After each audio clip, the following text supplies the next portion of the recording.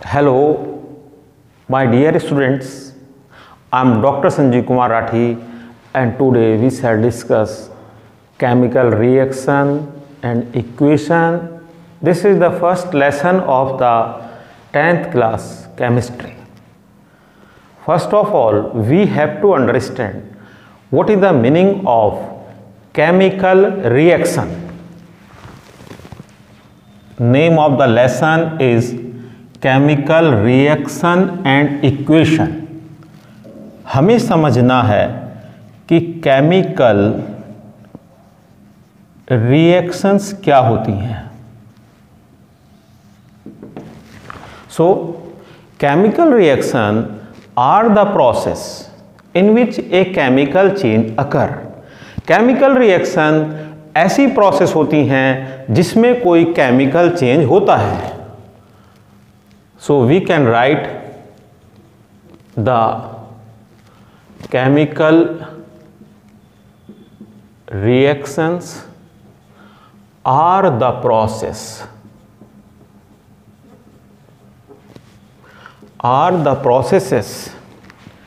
which involve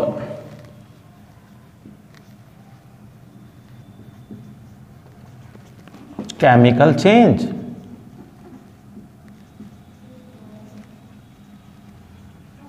ऐसी process जिसमें chemical change होता है उसको हम केमिकल रिएक्शन बोलते हैं। फॉर एग्जाम्पल, इफ वी से would is burning,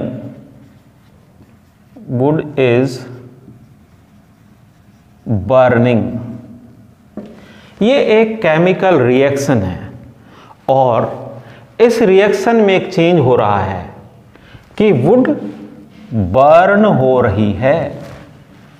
another example, magnesium ribbon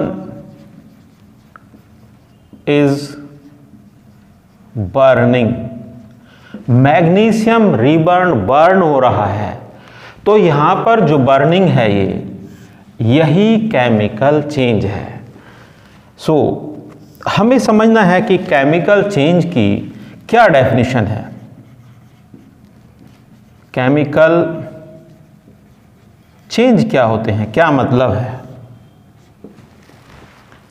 chemical change भी ऐसी प्रोसेस हैं जिसमें कोई सब्सटेंस अपनी आइडेंटिटी लूज कर देता है। The process in which a substance lose its identity, अपनी पहचान खो दे, अपनी नेचर को लॉस्ट कर दे, तो यह प्रोसेस केमिकल रिएक्शन कहलाएगी और इसके अंदर जो चेंज है वह केमिकल चेंज होता है। जैसे हम देखें केमिकल चेंज क्या हुआ, वुड को बर्न किया एंड वुड चेंज हो गया ऐश में, राख में। जब हमने वुड को गर्म किया, वुड को हीट किया, बर्न किया, तो वो राख में चेंज हो गई। तो जो वुड में ये चेंज हुआ, ये चेंज कहलाएगा chemical change. In it identity lose हो गई। केमिकल चेंज में वुड की आइडेंटिटी का लॉस हुआ, उसकी नेचर एंड आइडेंटिटी वुड की यहां पर लॉस हो जाती है और इसी को हम बोलते हैं केमिकल चेंज। यहां वुड सॉलिड थी और राख यहां पर जो ऐश है वह पाउडर में चेंज हो गया। यहां पर ये पाउडर बना और यहां पर ये सॉलिड थी। तो हमने देखा कि यहां पर इसकी आइडेंटिटी लूज हो रही है। यहां वुड एक सॉलिड है, एक सॉलिड फॉर्म में है। सपोज इसको सिलेंड्रिकल स्ट्रक्चर है वुड की यहां पर, और बर्न करने पर ये एक पाउडर बन गया यहां पर। This is the powder of S. This is the identity कि वुड की आइडेंटिटी ही लॉस हो गई। यहाँ पर हम वुड को पहचान नहीं पाएंगे। आइडेंटिटी का मतलब कि हम उसको पहचान पाएंगे। यहाँ पर वुड एक ऐसी थी, कितनी सारे वुड हम देखते हैं, लेकिन जब उसकी राख बन गई तो फिर उसकी पहचान नहीं होगी। तो यहाँ पर क्या है केमिकल चेंज कि उसकी आइडेंटिटी लूज हो गई, उसकी नेचर चेंज हो गई। एक एग्जाम्पल से और समझते हैं।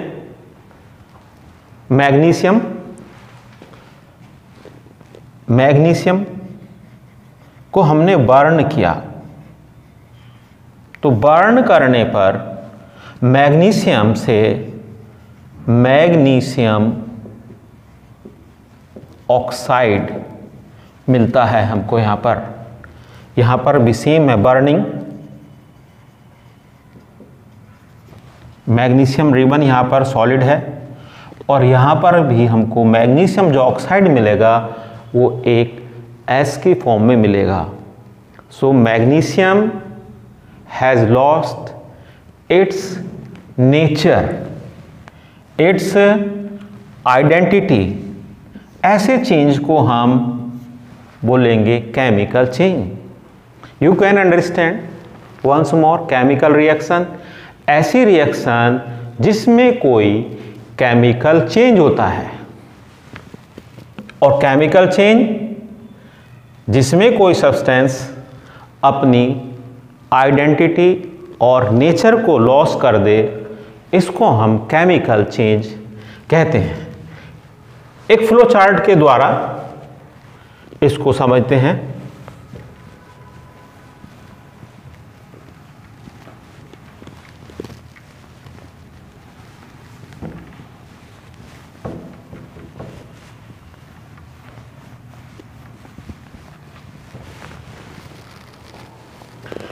यहां पर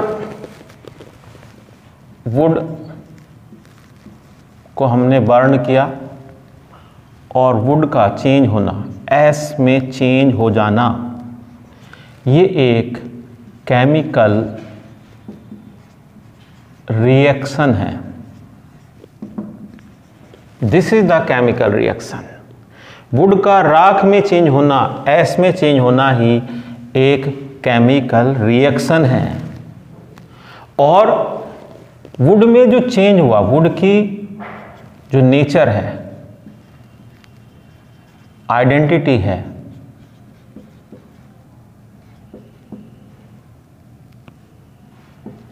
वुड की नेचर और आइडेंटिटी में जो चेंज हुआ है, change in nature and identity of would is called chemical change.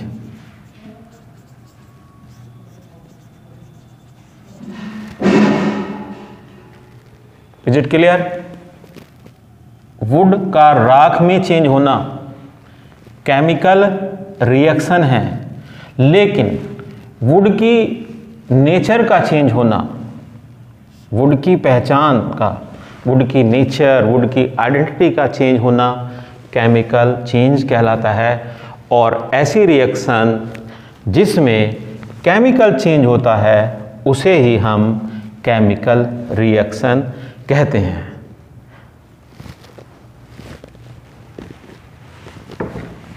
So we can right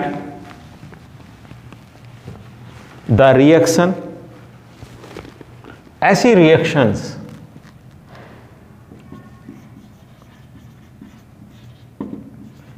which involve chemical change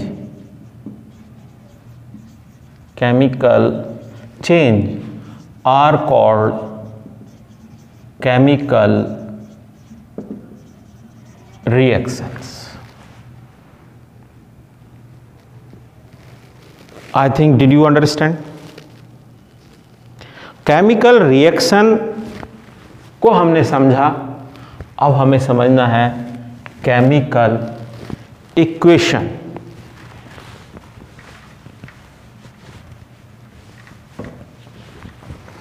chemical equations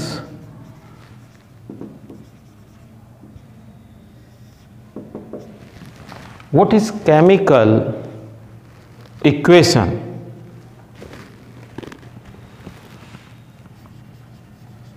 When a chemical reaction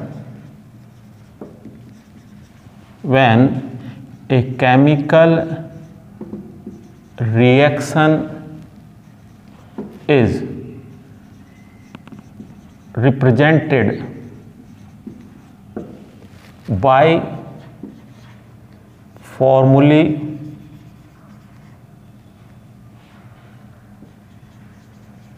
and symbol of elements, this is called chemical reaction. जब किसी chemical reaction को हम elements के फॉर्मूले और symbol से show करेंगे। देखिए वर्ड है फॉर्मूली, फॉर्मूला वर्ड होता है पूरा, फॉर्मूला सिंगुलर में फॉर्मूला बोलते हैं और प्लुरल में फॉर्मूली। तो ऐसी रिएक्शन को, कोई भी ऐसी रिएक्शन जब हम उसको एलिमेंट्स के सिंबल से, उनके फॉर्मूलों से रिप्रेजेंट करेंगे तो ऐसी रिएक्शन को हम कहेंगे केमिकल इक्वेशन। फॉर एग्जाम्पल, कुछ एग्जाम्पल के द्वारा हम देख सकते हैं, जैसे carbon is burning, carbon is burning, ये एक केमिकल रिएक्शन है। This is chemical reaction. अब हम इस केमिकल रिएक्शन को उन एलिमेंट्स के सिंबल से रिप्रेजेंट करेंगे। Carbon, the symbol of carbon is C. Burn किस में होगी? ऑक्सीजन के साथ बर्न होती है। कोई भी बर्निंग होगा, burning will occur in presence of oxygen, so it will change into the carbon dioxide. This is the chemical equation. This is chemical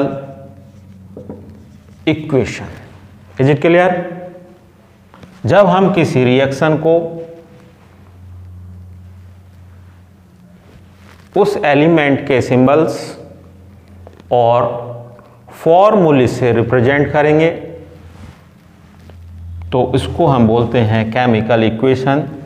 जैसे हमने यहाँ पर देखा कि carbon is burning, carbon burn हो रहा है, यही एक केमिकल इक्वेशन है। केमिकल रिएक्शन को हम दो तरह से लिख सकते हैं, दो तरह से हम इक्वेशन में हम उसको लिख सकते हैं। एक वर्ड की फॉर्म लिख सकते हैं, जैसे कार्बन, तो वर्ड है कार्बन प्लस ऑक्सीजन, और ये बनता है carbon dioxide. This is word equation. जब हम किसी रिएक्शन को वर्ड्स की फॉर्म में लिखते हैं तो इसे हम बोलेंगे word equation. So this is the word equation.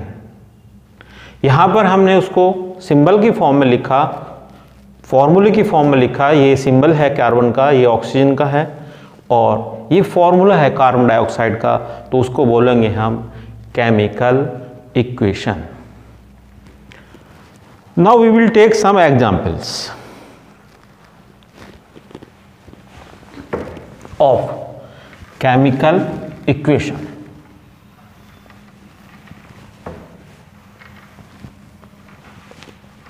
अभी हमने एक एग्जाम्पल लिया कार्बन का, कुछ और एग्जाम्पल लेते हैं।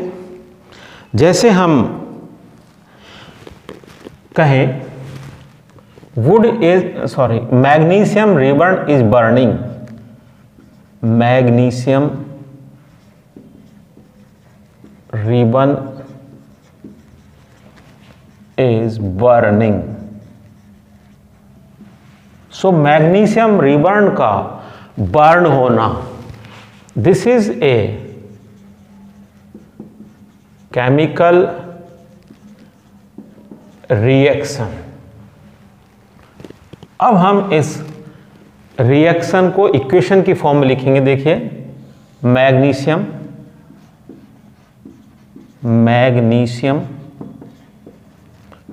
बर्न किसके साथ होगा?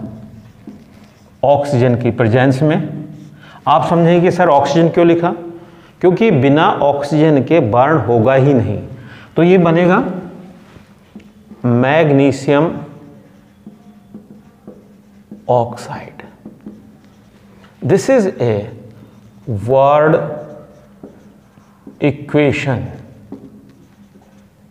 नाउ जब वर्ड इक्वेशन को उसके सिंबल से, एलिमेंट्स के सिंबल से, सपोज मैग्नीशियम का सिंबल Mg और ऑक्सीजन का O2, तो ये बनेगा MgO। This is the chemical equation. This is chemical equation.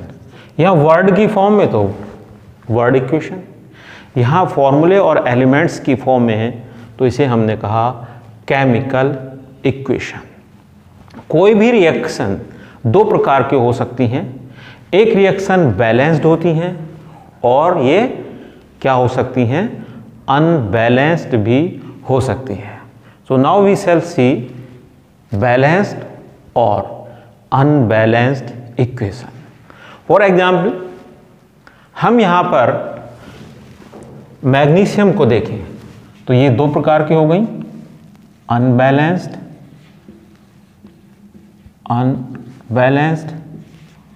और बैलेंस्ड।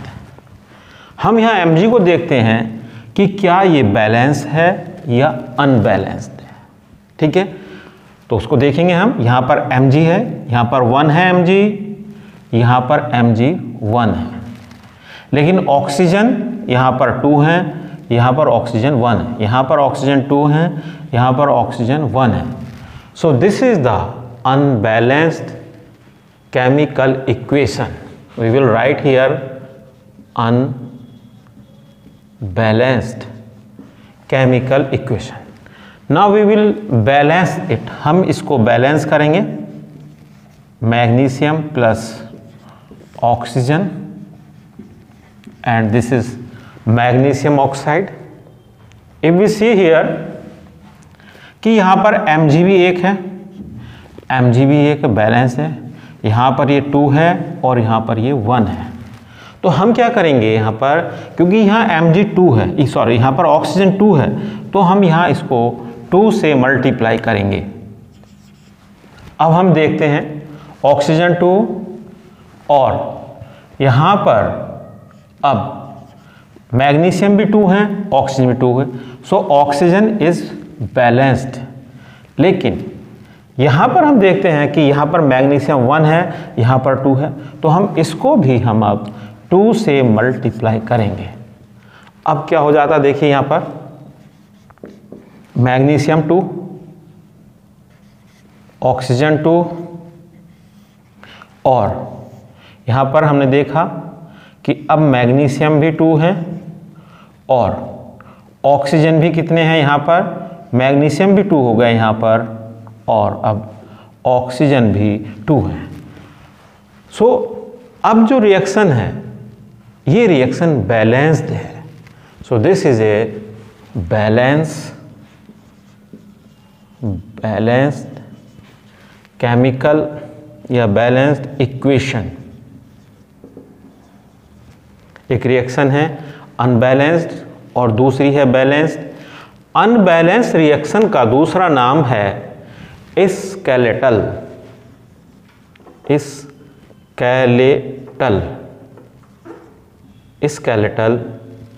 इक्वेशन भी इसको बोलते हैं। क्यों बोलते हैं? क्योंकि यहाँ पर हम रिएक्शन हमारी बैलेंस नहीं है, तो इस रिएक्शन को बोला skeletal equation. Is it clear? This is skeletal equation और this is the balanced equation. So equation होता है कि हमें रिएक्शन को बैलेंस करने की क्या नीड है. According to law of conservation of mass, ये कहा गया कि कोई भी प्रोडक्ट ना तो हम किसी को फॉर्म कर सकते हैं और ना ही हम किसी को डिस्ट्रॉय कर सकते हैं. Neither we can create anything, neither we can destroy. Suppose यहाँ पर हम देखें कि यहाँ पर तो ऑक्सीजन 2 हैं और यहाँ पर ऑक्सीजन शुरू में 1 था, तो इसका मतलब क्या हुआ कि हमने यहाँ पर डिस्ट्रॉय कर दिया. But law of conservation says neither we can create neither we can destroy. इसलिए यहाँ पर रिएक्शन को बैलेंस करने की नीड है और अब ये रिएक्शन कहलाएगी balanced equation. One question is in your NCERT, then what is the need to balance the equation? Equation को बैलेंस करने की क्या ज़रूरत है? तो आपको आंसर लिखना है इसमें कि there is the need to balance the chemical equation to satisfy the law of conservation of mass. कि इक्वेशन को बैलेंस करना इसलिए ज़रूरी है क्योंकि हमको law of mass of conservation को सेटिस्फाई करना है. This is about the chemical reaction and equation. We can see one more example of the balancing. हम इक्वेशन को कैसे बैलेंस किया जा सकता है, क्या प्रोसेस है, उसको एक अलग वीडियो में हम समझेंगे. लेकिन यहाँ पर एक एग्जाम्पल लेते हैं, एक और example. When water react with when hydrogen react with oxygen, hydrogen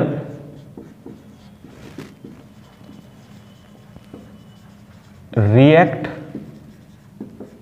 with oxygen, it form water, or we can write water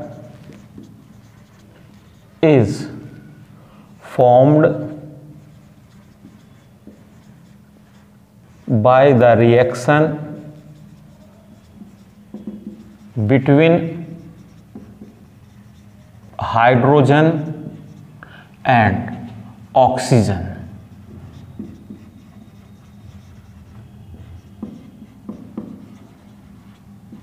Hydrogen, this is the chemical reaction. This is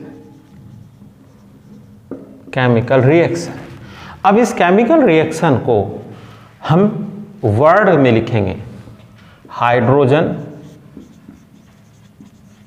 plus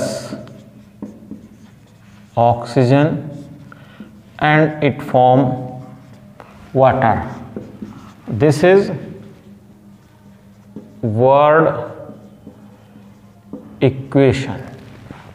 अब हम उसके symbol से represent करेंगे. देखिए hydrogen H2, oxygen O2 and this is the water. This is the chemical equation. क्यों? क्योंकि हमने यहाँ केमिकल रिएक्शन को उनके एलिमेंट से और उस फॉर्मूले से रिप्रेजेंट किया है. But this is the unbalanced chemical equation. अब हमें इसको बैलेंस करना है. देखिए यहाँ पर हाइड्रोजन 2 है, यहाँ पर भी हाइड्रोजन 2 है, लेकिन यहाँ ऑक्सीजन 1 है, यहाँ पर 2 है, तो हम इसको भी यहाँ 2 से मल्टीप्लाई करेंगे. देखिए अब यहाँ पर ऑक्सीजन 2 है, यहाँ पर भी 2 है, लेकिन यहाँ पर हाइड्रोजन 4 है. अब तो हमें भी यहाँ हाइड्रोजन को 2 से मल्टीप्लाई करना है और ये रिएक्शन बैलेंस हो जाती है.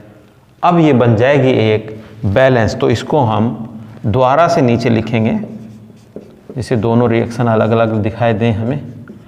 H2O यहाँ पर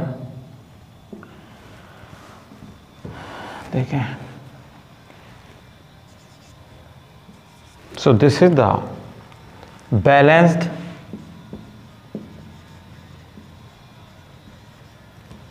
chemical equation.